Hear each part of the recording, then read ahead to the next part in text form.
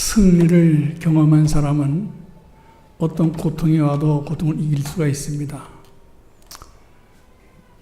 그래서 사탄은 자꾸 하나님의 백성들에게 패배의 길들여지도록 공격을 해오는 거죠. 그래서 우리가 사는 이 세상은 강해야만 된다. 모든 것을 갖추어야만 승리하는 삶을 살 수 있다고 생각을 하고 있습니다. 그래서 하나님의 사람으로 쓰임받기 위해서는 이러한 강하면 좋다는 것을 이런 고정관념을 바꿔야 됩니다. 우리 사실 이 세대에 살고 있으면서 너무나 강해야만 된다는 이런 메시지 안에 세뇌되어 살고 있어요. TV 광고를 보시면 예를 들어서 차를 광고하는 보면 강력한 파워를 자랑합니다. 무슨 메시지입니까? 이 차를 사서 타면 당신들이 강력한 사람이 될 수 있다는 메시지죠. 이런 세파 속에 살다 보니까 하나님의 방법은 불합리한 것으로 느끼는 경우가 있을 것 같아요. 그래서 하나님의 방법을 따르기보다는 세상 방법을 따르는 경우가 많이 있지요. 그래서 우리는 놓지 말을 사항이, 중요한 사항이 있습니다. 주 안에 사는 사람은 약함이 오히려 강함이 될 수 있다는 거죠. 하나님의 역사하심을 원하신다면 우리의 약함을 감사할 수 있어야 된다는 사실입니다. 저는 원래 우리 눈물을 잘 흘리는 사람이에요. 울길 잘해요. 저는 이 말씀을 생각할 때마다 많은 눈물을 흘리곤 해요. 왜? 너무 감사해서. 하나님 역사를 원하신다면 우리의 약함을 감사해야 된다는 거. 이게 얼마나 감사한 말씀입니까? 뭐 아시는 분 다 아시겠지만은 목사 가정에 태어났어요. 가난한 목사가 싫고 사모의 어려움도 보고 이 쪼들리는 생활을 하면서 저는 하나님 없이도 얼마나 강할 수 있고 성공할 수 있고 행복할 수 있다고 교만했습니다. 어려웠기 때문에 학비에 조달을 못해 주었기 때문에 부모님들이 심한 고학을 하면서 대학을 졸업하고 성실하게 군대도 갔다 오고 또 괜찮은 직장 생활도 하고 남들이 부러워하던 그 당시에 미국무성 초청을 받아서 출국도 하게 되고 괜찮았습니다. 하나님 없이 얼마 전에 강한 사람이 될 수 있다고 자부했습니다. 근데 하나님의 일이 시작됐잖아요. 37 되던 해에 이 멀쩡하던 눈이 특별한 이유가 없이 앞이 캄캄해지기 시작한 거예요. 전수를 다 받아봤지만 원인이 밝혀지지 않으니까 치료가 되지 않아. 그냥 37세 나이에 완전한 토트리 브라인드가 돼버린 거죠. 여기까지 괜찮아요. 쓰나미처럼 몰려온 폭풍이 있었습니다. 그 당시 한국 사회가 맹인에 대한 이해가 아주 좋지 않았습니다. 맹인은 저주받은 사람들이다. 아무것도 할 수 없다. 심지어 죽은 거나 마찬가지다. 이런 관념 속에서 누가 지 곁에 남아있겠습니까? 부인과 2딸도 저를 떠났습니다. 친구, 형제, 이웃들도 다 저를 떠났습니다. 아무도 저를 지켜준 사람은 이 세상에 한 사람도 없었습니다. 만일 여러분이 저였다면 어떻게 했겠습니까? 죽음 그 자체 하나뿐이잖아요. 다 해봤죠. 죽어지질 않아요. 정말 죽음에 가까운 마지막 순간에 제가 없다고 수 없었던 하나님이 저를 찾아주신 거예요. 그리고 하나님이 저를 하나님의 영의 세계로 인도가셔서 하늘나라 이 모습 저 모습을 제가 갈 천국의 집들도 구원받을 사람들이 가서 천국의 집들도 다 보여주셨고 말씀의 선물도 주셨습니다. 이것이 내 거다. 그 내용은 요수아 1장 5절 9절 말씀이었습니다. 내가 너를 떠나지 않고 버리지 않겠다. 어디든지 너와 함께 하겠다. 네 하나님이 되어주겠다. 강하고 담대하라.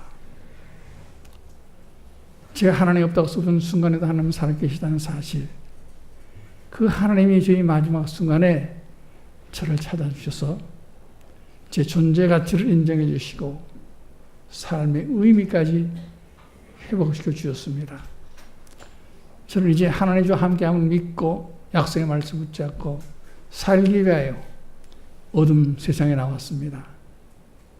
저 맹인이 뭔지도 모르고 어떻게 살아야 되는지도 모르는 천연 깜깜한 맹인입니다. 눈을 감고 어둠 속에서 정처 없이 서울 시내를 헤매고 다니는데 그 수많은 고비고비 어려운 그걸 뭐 상상도 못하겠지요. 그러나 분명한 사실은 물은 높은 데서 낮은 것으로 흘러내린 것 같이 하나님 저를 낮은 것으로 흘러가고 있었어요. 저는 이 과정 속에서 여호와 니시, 임마누엘 하나님, 여호와 이레 하나님, 여러 가지 하나님을 다 만날 수고 체험할 수가 있었습니다. 하나님을 저를 예비한 것이 서울역이었습니다. 아시아 서울역. 구두닥 소년들과 만나게 해주셨습니다. 그들과 생활하면서 그들의 도움을 받고 살았습니다. 그들은 구두통을 빌쳐놓고 구두를 닦고 우리 애들이 갖다 주는 바구니 앞에 놓고 지나가는 사람의 동력을 받고 살던 저는 저 형편없는 거렁뱅이 구걸 맹인이었습니다. 그러나 하나님은 약속 그대로 약속을 지켜주셔서 미국의 어떤 목사님과 만나게 해주셨습니다. 이건 이 세상의 방법으로 있을 수 없는 일이죠. 어떻게 길거리에 구걸하는 맹인이 미국의 목사님과의 만남을 저렇게 했겠습니까? 목사님은 약속해 주셨어요. 공부시켜 주겠다. 내가 원하는 신학에 입학원서를 지출하고 갖다 달라. 그래서 제가 원하는 신학에 입학을 할 수 있었습니다. 제가 집을 떠난 지 만 10개월 만에 구걸하는 구걸 맹인이 아니라 어엿한 신학 대학생이 됐습니다. 침대에서 잠을 잤습니다. 길거리에서 쪼그리고 자던 사람이 좋은 침대에 잠을 잤습니다. 아침, 점심, 저녁 시간밥을 따뜻한 밥을 먹을 수가 있었습니다. 웬일입니까? 샤워문을 시원한 샤워를 했습니다. 머리를 깎고 면도하고 양치질을 다 해봤습니다. 구질구질한 옷을 벗어던지고 새 옷으로 갈아 입었습니다. 환경이 지옥의 천국으로 바뀌는 엄청난 환경이 바뀌었습니다. 그러나 제 목적은 신학생입니다. 학생입니다. 학생은 공부를 해야 됩니다. 공부하려면 학생은 책을 볼 줄 알아야 되고 글을 쓸 줄 알아야 되는데 저는 책도 읽을 수 없고 글씨도 쓸 수가 없었습니다. 매 순간마다 하나님이 얼마나 자상히 역사하셨나. 그때 마침 한국에서 처음으로 카세트 녹음 테이프가 보급될 때입니다. 누가 녹음기를 사줬습니다. 강의를 들으면서 녹음을 했습니다. 평소에 제가 나이가 제일 많은 사람이었기 때문에 주위 학생들이 저를 선생님이라고 불러주셨고 오고 가면서 무슨 도울 일이 없을까 책도 읽어주고 레포트도 대신 써주고 도와주었습니다. 공부할 수가 있었어요. 근데 시험 때가 되면 다 자기 공부를 해야 되니까 저를 도울 수가 없어요. 또 하나 앞에 매달릴 수밖에 없죠. 정말 저는 하나 앞에 정말 나의 존재라는 게 티끌만도 못하는 실감하게 됐어요. 매 순간 어쩔 수가 없어 하나님 없이는. 도서관에서 책을 빌렸습니다. 제가 다닌 한국신학대학은 수유리 대로변에 있었기 때문에 담장이 있었고 수의실이 있었습니다. 수의실 옆에 큰 서점이 들어서게 됐어요. 그래서 저는 녹음기를 목에 걸고 흰 지팡이를 손에 들고 도서관에서 빌린 책을 손에 들고 그 서점 옆에 의자를 빌려서 앉아 있으면 그 오는 학생들을 사귀게 됩니다. 제 사정 얘기를 듣고 책을 읽어주고 중요하다 하면 녹음을 해주고 그래서 또 시험 공부도 할 수 있었습니다. 문제는 시험을 봐야 되는데 글씨를 못 쓰니까 시험 답안지를 써낼 수가 없잖아요. 또 때문에 하나님께서 그때 공병 앙과라고 무교동에 아주 유명한 앙과죠. 우리 맹인들은 다 거기 다 한 번씩 앙어본 맹인 하나도 없죠. 그 공병호 박사께서 한글 타자기를 개발을 해가지고 처음으로 출시하였습니다. 제가 제일 먼저 그 타자기를 샀습니다. 그래가지고 며칠 밤을 새가면서 손가락에 물집이 생기도록 타자기를 두들겨서 한글 타자 능숙하게 치게 됐습니다. 시험 때는 시험 문제만 불러주면은 저는 한글 타자로 시험지 답안을 써서 제출했습니다. 교수님도 좋아했고 저도 참 보람이 있었습니다. 이런 과정을 통해서 신학을 졸업할 수 있었고 또 대학원도 졸업하고 박사학위까지 딸 수가 있는 공부를 할 수 있었습니다. 여러분, 어떤 사람은 능력이 많고 두뇌가 좋아서 좋은 대학에서 학위를 받고도 역시 하나님 하셨다고 간증하는 분도 간혹 있지만은 저는 그러한 인품이 못되기 때문에 어쩔 수 없이 하나님 의지할 수밖에 없었던 것이 저는 너무너무 감사합니다. 하나님 역사하신 모든 일들을 반복해 보면은 정말 하나님 은혜가 얼마나 감사한지 감사합니다. 여러분, 강해달라고 기도한 분 계신가요? 내가 강의를 원했는데 하나님이 거기다 응답이 없어 하나님에 대해서 섭섭하고 생각하는 분 혹시 계신가요? 아직은 내가 강하기 때문에 뭐 여차하면 얼마나 강을 의지할 수 있는 것이 아직도 많이 남아있기 때문에 하나님 역사하심을 체험하지 못한 분도 계실지 모르겠어요. 여러분, 분명한 사실은 강한 모세를 하나님 쓰지 않았습니다. 모세가 약해지기를 80년을 기다린 하나님, 약해진 모습을 하나님이 쓰지 않았습니까? 우리가 약해서 못 쓰시는 게 아닙니다. 많은 경우에 하나님 없이도 여차하면 의지할 수 있는 강함이 많이 남아있기 때문에 하나님 역사하심을 우리가 체험하지 못하는 경우가 더 많을 것입니다. 우리 바울의 고백이 그거 아닙니까? 바울이 얼마나 강하기를 원했습니까? 그 마음속에 얼마나 강하기를 원했어요. 내가 선교사인데, 복음을 전하는 선교사인데, 기도도 해야 되고 치료해주고 그래야 되는데 내 자신 은혜 잘 못 받는 너무 부닥치면서 하나님은 좋은 하나님을 근저가 좀 쑥스러우니까 하나님의 눈을 좀 밝혀 주시옵소서. 얼마나 간절히 기도했겠어요. 근데 하나님 그 기도를 응답하지 않았어요. 바울의 신병을 고쳐주지 않았어요. 그때 바울이 고백했습니다. 나의 여러 같은 것들로 내가 자랑할지니 이는 그리스도의 능력이 내게 머물게 하려 함이라. 그 원리는 내가 약할 때 하나님이 능력이 내게 임한다는 사실입니다. 약할 때 하나님의 능력이 임한다는 사실이에요. 그래서 우리는 내 모습 이대로 나오라는 그거죠. 여러분, 저는 야구를 잘하고 좋아하는데 그래서 미국의 프로야구 선수 데이빗 드와베키를 무척 좋아했습니다. 그분은 좌완 투수입니다. 고등학교 대학을 졸업하고 야구를 좋아했지만 실력을 인정 못 받아서 마이너 리그에서 뛰게 됐어요. 거기서 그는 큰 축복을 받았어요. 예수를 만나는 축복을 받게 됐어요. 그때 하나님이 그의 삶의 문을 열어주기 시작했어요. 샌디아고 파블에서 메이저리그로 올라가서 좌완 투수, 두전 투수 역할을 해서 승리 투수가 됐습니다. 올스타에 뽑혀 투수가 되고 플레이오프에 투수가 되고 월드시리즈 투수가 됐습니다. 최고 인기의 연봉을 받는 인기 스타가 됐습니다.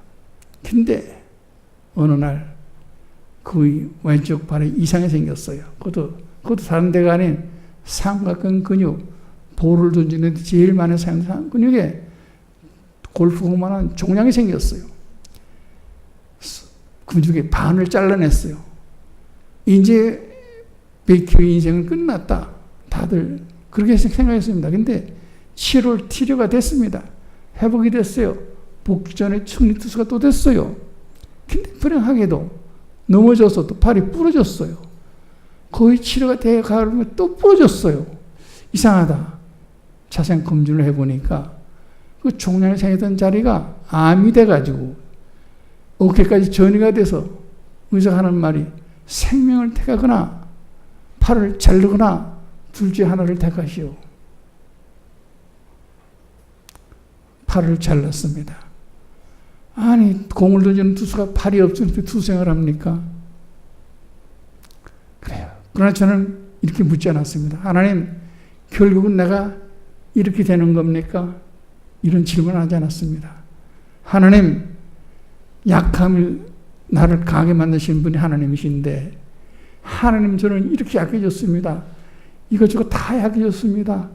약신 저를 통해서 이제 무엇을 하기를 원하십니까? What is next?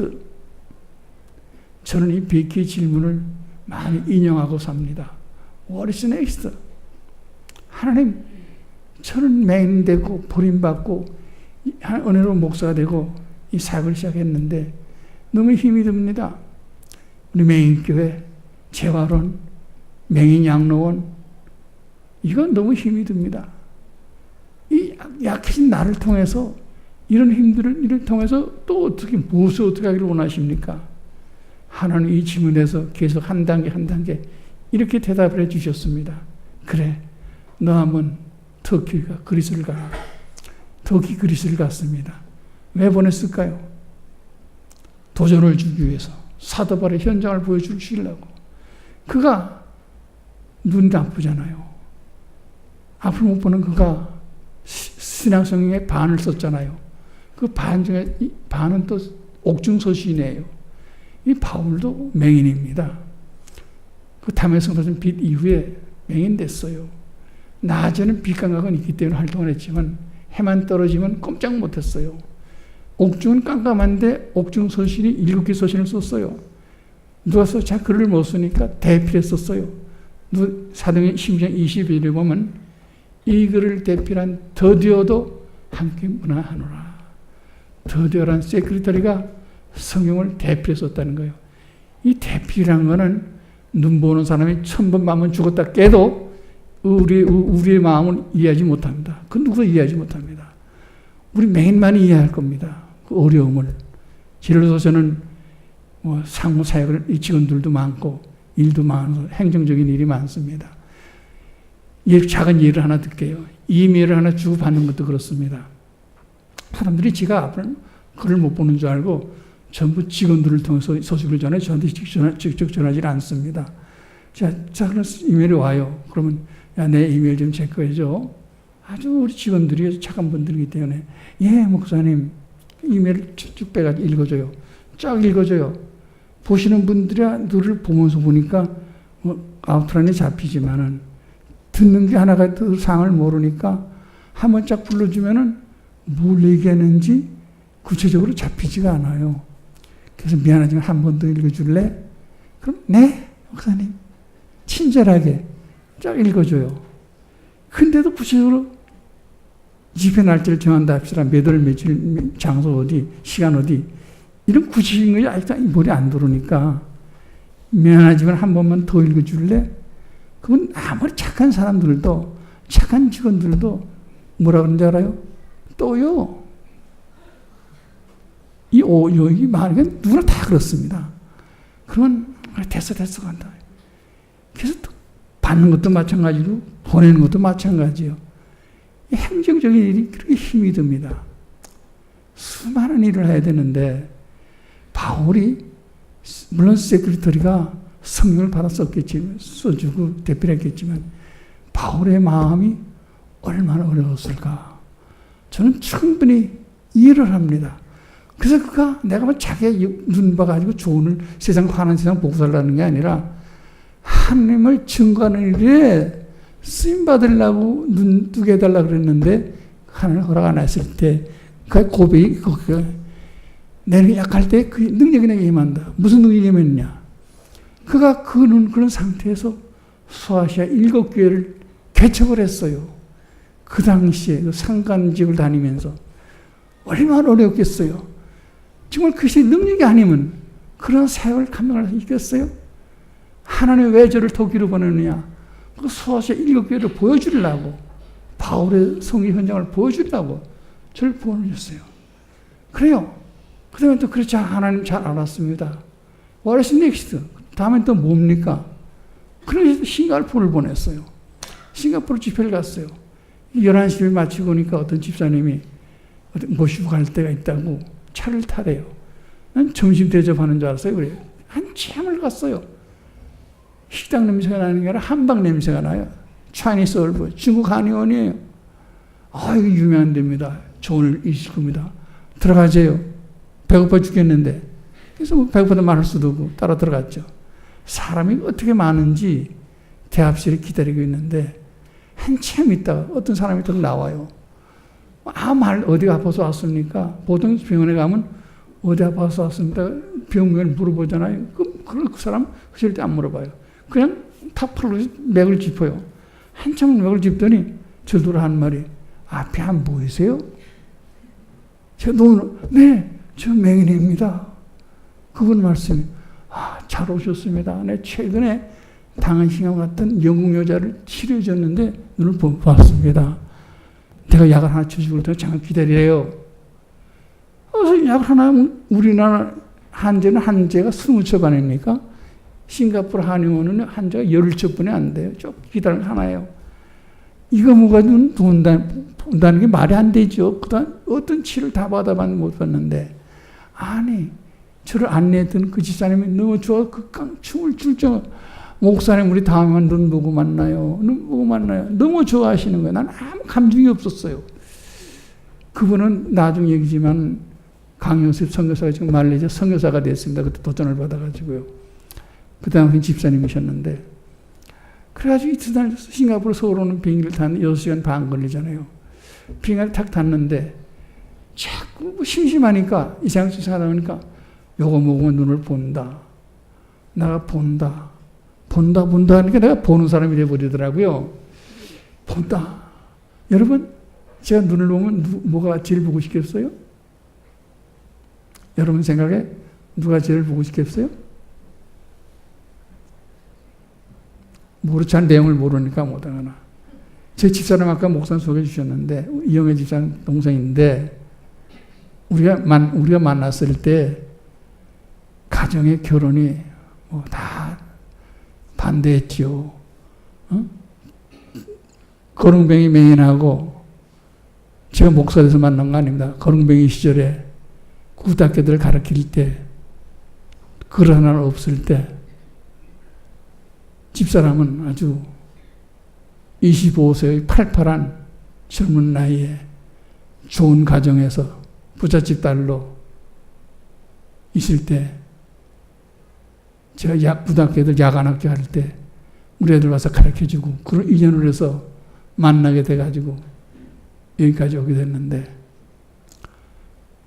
막상 아마 집사람 생각에 자기 도움이 내가 필요한 줄 알고 자기 일생을, 그 젊고 꽃다운 일생을 저를 위해서 바치기로 한 거예요. 그럼 뭐 여기 다 우리 처제들도 처형처제가 2분이나 있지만 다 좋아하겠습니까? 가족들이 반대가 심했죠.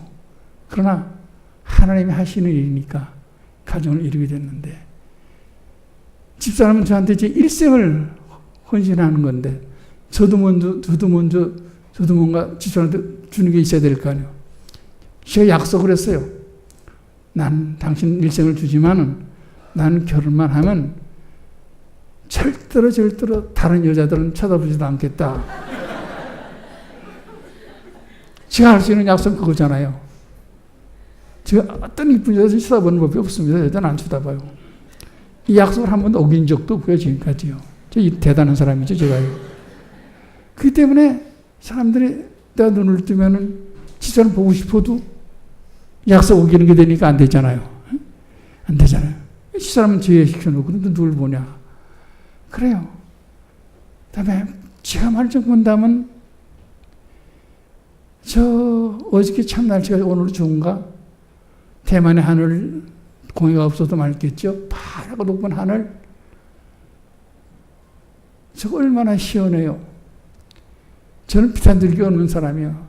캄캄한 사람이 저 높고 푸른 뽕 뚫린 하늘을 쳐다볼 수 있다면 아마 40년 스트레스가 다 없어질 것 같아요.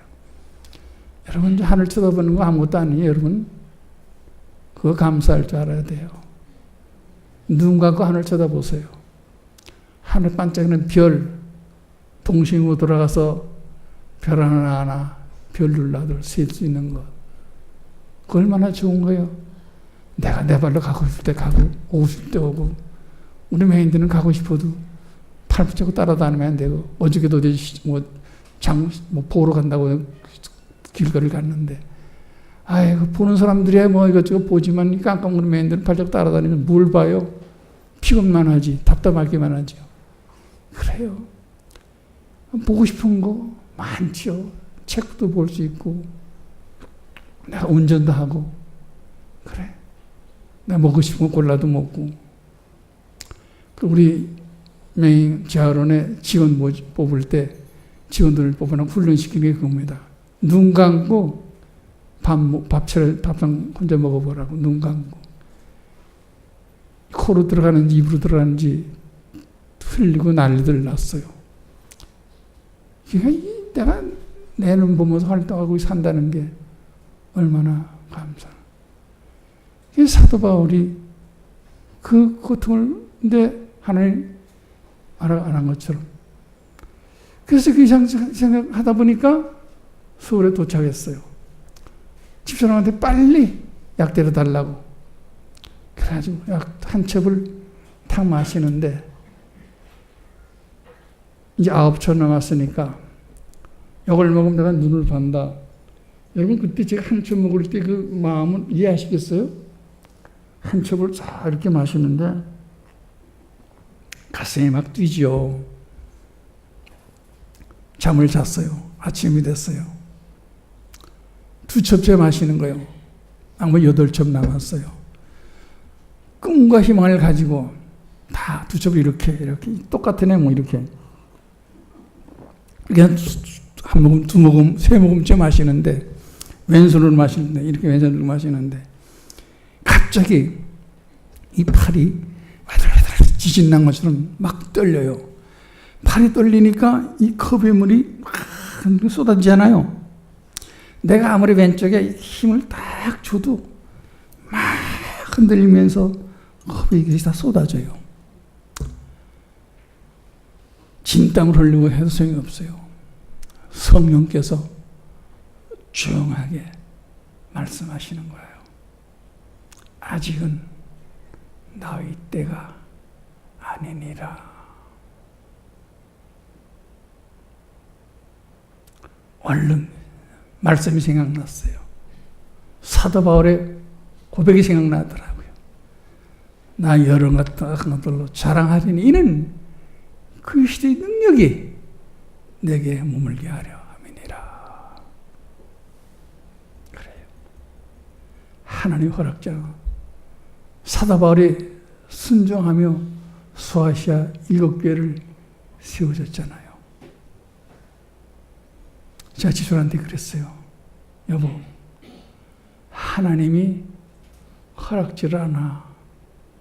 그 나무 8첩 남은 거 밖에 쓰레기통에 갖다 버리세요. 집사람의 마음이 얼마나 아팠겠어요. 그러나 하나님이 그렇게 하라니까 순종하며 밖에 쓰레기통에 내다 버렸어요. 제가 확인해서 확실히 내다 버렸대. 그럼 그것은 되는데 제 마음에 하나님이 또 말씀을 주시는 거예요. 고전 2장 2절 말씀이에요. 사도 바울이 내가 예수 그리스도 십자가 외에는 아무도 알지 않기로 작정하였노라. 인간의 작정은 언제나 불완전합니다. 언제라도 환경이 바뀌면 변할 수가 있잖아요. 그 사도 바울이 빌립보 3장 8절에 다시 고백합니다. 예수 그리스도를 아는 것이 최고임으로 인해서 내 세상의 모든 것들을 배설물처럼 버려놓으라. 그래요. 여보, 안 되겠어. 마음 변할 수도 있으니까 밖에 버린 거 다시 쓰레기통에 가서 찢어서, 약봉지를 찢어서 다른 쓰레기 오물하고 다 섞어버려요. 집사람이 그건 좀 망설여진 것 같더라고요. 여보, 빨리. 눈물을 닦겠지요. 나가서 찢고 들어왔다. 섞어버렸다 그래요. 그때야 비로소 새로운 평안이 오고 하나님 버렸습니다. What is next? 질문을 했습니다. 하나님은 한 스텝 한 스텝 믿음의 발자국을 걸어가게 합니다. 그래서 미얀마를 보내고 네팔을 보내고 스리랑카를 보내고 인도네시아를 보내고 인도를 보내고 중국을 보냅니다. 그것에 맹인들을 만나게 합니다. 그 후진국들의 맹인의 어려운 삶, 비참한 삶을 보여주십니다. 돌아설 수 없었습니다. 그러나 하나님 앞에서는 그때까지도 핑계를 댔습니다. 서울의 일도 힘들어 죽겠습니다. 내가 이들에게 어떤 내가 책임을 져야 됩니까? 못하겠습니다. 서울로 돌아왔습니다. 밤중에 하나님이 또 말씀하십니다. 사도행 16장 9절 말씀입니다. 메소포타미아 사람이 바울에게 얘기하잖아요. 건너와서 우리를 도우라. 너는 가서 보온 그들을 도우라. 순종한 마음으로 다시 들어갔습니다. 그래서 7군데의 맹인센터가 세워진 것입니다. 서울과 똑같이 재활원입니다. 단지 파타임으로 한 달에 얼마 도와주는 게 아니고 선교사를 파송해야 되고 그들의 마사지와 재활시설을 만들어야 되고 교회를 세워서 예배를 드려야 되고 맹인 고아들을 보살펴 학교 공부를 시켜줘야 되고 현지 직원들을 고용해야 되고 NGO를 만들어야 되고 아이고 여러 가지 한 센터 운영하는데도 복잡한데 7군데니까 정말 세상적으로는 미칠 정도로 힘이 들고 어렵습니다. 그때마다 하나님은 제가 못하겠다고 지금도 발버둥 치면 꼭 이런 질문을 하십니다. 그래, 되게 너 짜증이 많은데 내가 옛날 37세 때 실명하고 다 버림받고 길거리 헤매며 쭈그려 앉았을 때가 좋아? 지금이 좋아? 지금이 좋아? 그때가 좋아? 나는 내가 원하는 대로 다 해줄 수 있어. 어느 때가 좋아요? 그래도 지금이 좋아요. 그럼 계속해. 제가 뭐라 그랬어요? 네. 할 수 없이 네. 제가 그래서 하고 있어요. 그래요. What is next? 지금도 또 질문하고 있습니다. 하나님, 그때만 해도 조금 젊었잖아요. 지금도 나이 좀 더 들고, 이 집중력도 모자라고 힘이 듭니다. 그전에는 외국 집회 나가도 집사람하고 둘이 갔지만, 집사람도 이제 나이가 있고, 여자로서 힘도 빠지고 그래서 제가 호텔 침대에서 2번이나 걸러서 갈비뼈가 부러졌습니다. 지금도 치료받고 있다 온 겁니다. 아파요. 가슴이 아파요. 그러니까 꼭 지금도 외국 나가려면 직원이 하나 따라가야 돼요. 남자 직원이 것도. 그러니까 한 번 나가려면 둘도 힘든데 우리는 세 배로 경비가 3배나 들어요. 복음 전하기가 완전히 하나님, 나 이렇게 약해졌는데 이렇게 힘이 드는데 어떻게 또 이 약한 저를 통해서 어떤 일을 하길 원하십니까? 제가 요즘 기도하는 건 그겁니다. 그래서 사도행전에 28장까지는 없죠. 온누리교회에서 29장을 쓰겠다 그러는데 내가 쓰지 말라고 그래. 당신들 말이야. 보는 사람 교회 하는 걸 많이 하는 차이가 좋지만은 사도 바울이 다 썼는데 장애인에 대해서 성경을 안 썼어. 장애인에 대해서. 본인이 장애인이면서. 그건 제가 쓸 목이라고 그래서 저는 얘기를 합니다. 아마 지가 하나님 더 화려해서 넥스트 질문 아마 성경을 써라. 사도행전 29장을 써라. 저는 그걸로 응답을 받고 지금 마음에 기도하고 성경을 쓸 준비를 하고 있습니다. 사랑하는 성도 여러분, 여러분 어떤 점이 약합니까? 인간은 약해요. 아무리 강한 사람도 암이다. 꼬꾸라집니다. 사업에 실패한 사람들 절멸합니다. 절망합니다. 여러분, 우리는 약해요. 우리는 아무것도 아닙니다. 하나님의 도움 없으면 매 순간 하나님 도움 없이는 살 수가 없어요. 매 순간 하나님 약속의 말씀처럼 일어나지 않으면 살 수가 없는 세상이에요. 우리 약함은 하나님 아셔요. 시편 104편 14절에 그렇게 이는 저 우리의 체질을 아시고 우리가 쉼터임을 기억하시나니 그랬어요. 하나님의 마음을 가장 잘 표현한 말씀인 빌립보 1장 6절 말씀입니다. 너희 중에 좋은 일을 행하시는 이가 예수 그리스도의 날까지 이루실 것을 내가 확신하노라. 하나님은 우리 약함을 알고 한 번만의 은혜 체험만 아니라 반복적인 은혜의 체험이 필요한지를 하나님 아십니다. 아신 하나님이에요. 그래서 come just as you are. 그냥 네 생애 그대로 나오라. 여러분이 어떤 약함을 오늘 이 기회에 계시다면 건강 문제, 생활 문제, 직장 문제, 사업 문제, 자녀 문제 다 약함이 계시죠?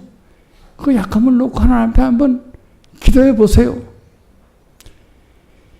인생이 힘들고 고난이 겹칠 때 주님이여 날 도와주소서.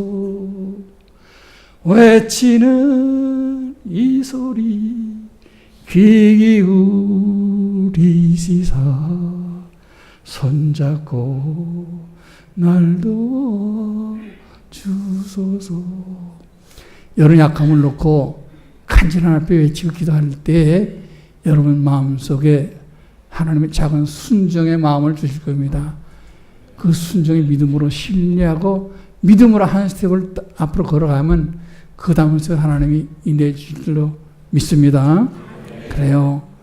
우리 약함을 하신 주님께서 손잡고 인도해 주실 걸 믿고 여러분 강해달라는 기도보다도 약함을 감사하는 기도를 해달라고 기도하시고 또 내 약함이 인생의 상처가 아니라 내 약함이 오히려 하나님만을 의지할 수 있게 해달라는 기도로 바꿔질 때 하나님 여러분의 손을 붙잡고 믿음의 발걸음을 하는 걸 스텝에서 이 세상을 바뀌는 하나님의 사람으로 생활하실 줄로 믿습니다. 시간이 많이 간 것 같고 제한된 시간 같아서 오늘 시간이 많이 갔네요. 네, 이들랑 줄이겠습니다. 기도하겠습니다.